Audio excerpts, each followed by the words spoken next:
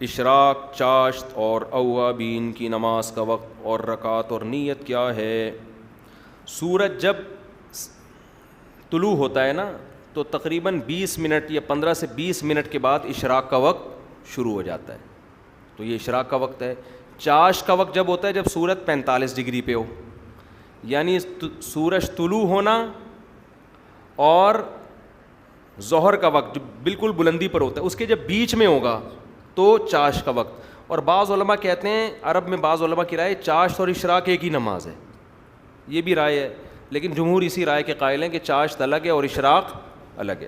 آگے ہے اوابین، یہ جو چاشت کی نماز ہے اسی کو حدیث میں اوابین کہا گیا ہے۔ حین ترمض الفصال حدیث کے الفاظ ہے، جب خوب روشنی ہو جاتی ہے نا تو اوابین مغرب کے بعد جو 6 رکعت نفل پڑھی جاتی ہے وہ اوابین نہیں ہے، سمجھتے ہو؟ اس کو لوگ اوابین کہتے ہیں پیار سے، جیسے پیار سے تو کسی کو بڑی عمر کے آدمی کو بھی منو کہہ رہے ہوتے ہیں نا لوگ مٹھو کہہ رہے ہوتے ہیں، تو پیار سے تو گورنمنٹ کی طرف سے کوئی پابندی نہیں ہے، آپ کچھ بھی کہہ سکتے ہیں، لیکن حدیث میں جو اوابین کی نماز ہے وہ اشراق کو کہا گیا ہے، سمجھتے ہو؟ تو مغرب کے بعد بھی نبی صلی اللہ علیہ وسلم سے 6 رکعت پڑھنا ثابت ہے، اس کی الگ فضیلت ہے، وہ پڑھنی چاہیے، لیکن اس کو اوابین جو ہمارے ہاں رائج ہو گیا وہ غلط لفظ رائج ہو گیا۔ تو 6 رکعتیں پڑھ لیں، اچھی بات ہے، ان 6 رکعتوں میں مغرب کی 2 سنتیں مؤکدہ بھی شامل ہے، یعنی مغرب کے بعد 2 رکعت پڑھیں سنت مؤکدہ اور پھر 2 رکعت پھر 2 رکعت، تو یہ ٹوٹل 6 رکعتیں ہو جائیں گی، تو اس سنت کو زندہ کرنے کا ثواب مل جائے گا جو رسول اللہ صلی اللہ علیہ وسلم کی سنت ہے۔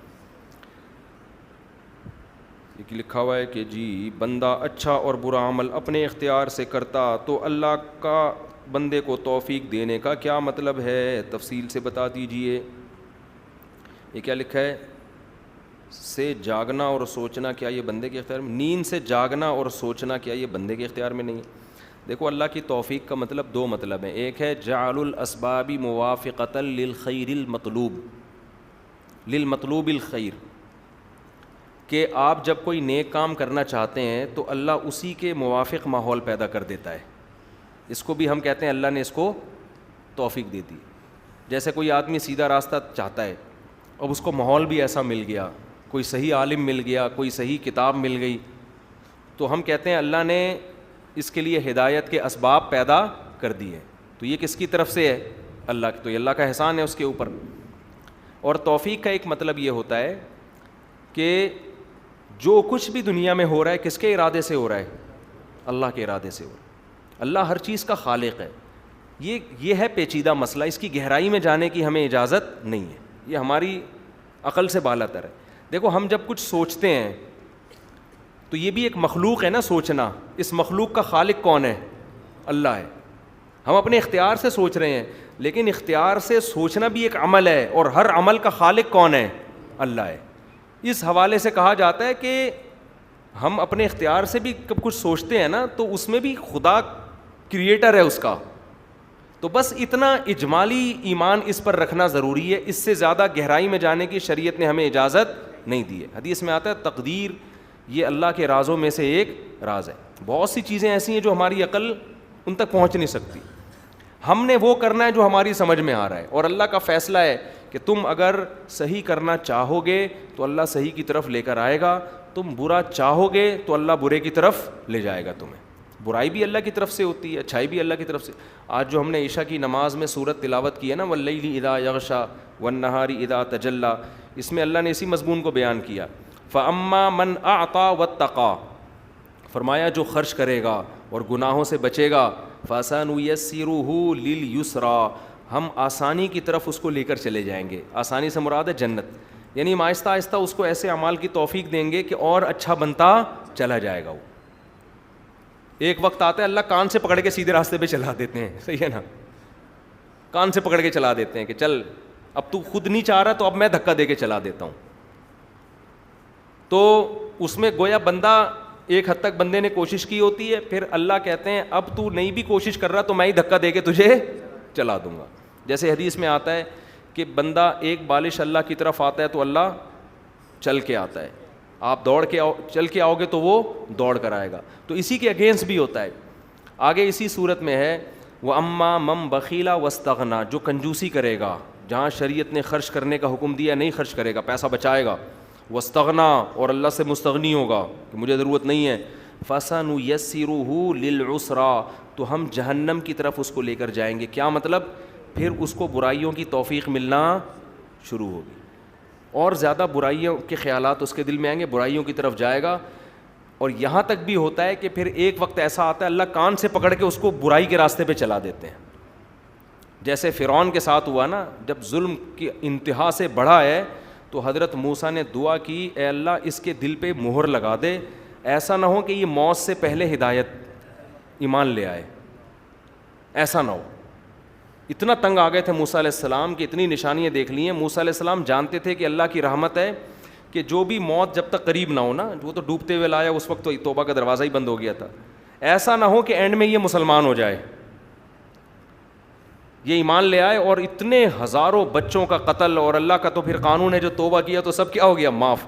تو حضرت موسیٰ اتنے پریشان ہو گئے کہ دعا مانگی، ربنا اشدد علی قلوبہم، اے اللہ ان کے دلوں پہ کو باندھ دے، بس اب گمراہی پہ باندھ دے، اب ان کو توفیق نہ ملے کیونکہ اب سزا کے مستحق ہیں یہ.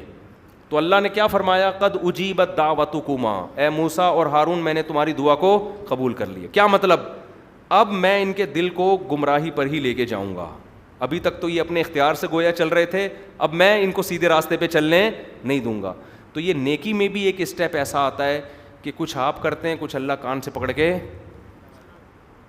جیسے آپ تفریح پہ جا رہا ہے نا، کوئی تفریح پہ گاڑی جا رہی ہے، آپ کا بچہ کہہ رہا ہے میں نہیں جاؤں گا، آپ باپ کو پتہ ہے اس وہاں پکنک پہ اتنا مزہ آئے گا نا، بہت انجوائے کرے گا، بچے کو سمجھ میں نہیں آ رہا، تو باپ کیا کرتے ہیں، دھکا دے کے اس کو بس میں چڑھا دیا، جا بے. وہ رو رہا ہے لیکن جب وہاں پہنچتا ہے اڑے بڑا مزہ آیا. یہ ایسے ہی جیسے کان سے پکڑ کے کسی کی شادی کرا دیں آپ.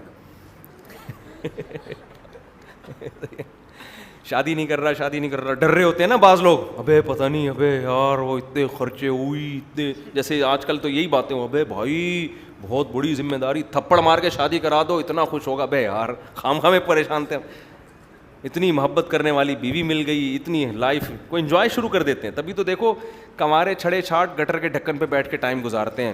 جیسے ہی شادی ہوتی ہے دوستوں کو یہ شکایت ہوتی ہے بندہ مارکیٹ سے کیا ہو گیا، شارٹ. تو کوئی پولیس کے ذریعے تھوڑی شارٹ ہوا ہے، پولیس اس کو لے کر گئی ہوتی ہے کہ وہاں بیٹھو، ابا لے کر گئے ہوتے ہیں، ابا تو تھک گئے تھے چیخ کے، بندہ گھر پہ ٹائم پہ نہیں آتا. جیسے ہی شادی ہوتی ہے 1 گھنٹہ پہلے گھر پہ پہنچ جاتا ہے. شروع میں تو 10 دن آفس ہی نہیں جاتا. تو اب ایسا دیکھا ہے ہم نے، شادی نہیں کرتے، ڈر رہے ہوتے ہیں، پتہ نہیں یار ذمہ داری ہیں، تو ماں باپ زبردستی کرا دیتے ہیں تھپڑ مار کے. جیسے ہی شادی ہوتی ہے اڑے یار یہ تو بڑی زبردست زندگی ہے. تو اللہ میاں بھی ایسا کرتے ہیں بعض دفعہ کہ آپ نے شروع میں قربانی دی، اب کچھ کام آپ سے نہیں ہو رہے، تو اللہ میاں بھی ایک تھپڑ مار کے آپ کو سیدھے راستے پہ چلا دیتے کہ چل بھائی. اسی لیے دعا مانگنی چاہیے. قرآن میں بھی آتا ہے اللہ یجتبی الیہ من یشاء، جس کو چاہتا ہے اللہ اپنی طرف کھینچ لیتا ہے. تو دعا اللہ سے یہی مانگنی چاہیے، اے اللہ میں چاہوں یا نہ چاہوں تو مجھے پیشانی کے بالوں سے پکڑ کے زبردستی سیدھے راستے پہ گھسیٹ دے. بس پھر خود بھی چاہیں آپ، کوشش دعا مانگ کے بیٹھ نہ جائیں کہ اب تو میں نہیں چاہوں گا اب اللہ ہی چلائے گا، یہ غلط ہے. دعا اسی سٹائل میں مانگنی چاہیے.